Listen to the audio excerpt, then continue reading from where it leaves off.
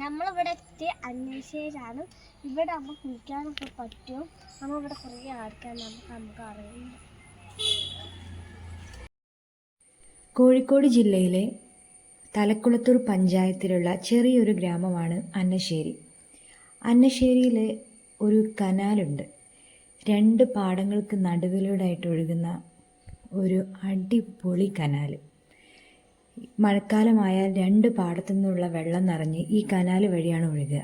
തെളിഞ്ഞ ഈ വെള്ളത്തിൽ കുളിക്കാനും മഴക്കാലം ആസ്വദിക്കാനുമായിട്ട് ജില്ലക്കകത്തുനിന്നും പുറത്തുനിന്നും കണ്ടും കേട്ടും അറിഞ്ഞും ഒരുപാട് ആളുകളാണ് പ്രായഭേദമന്യേ വന്നു ചേരുന്നത്.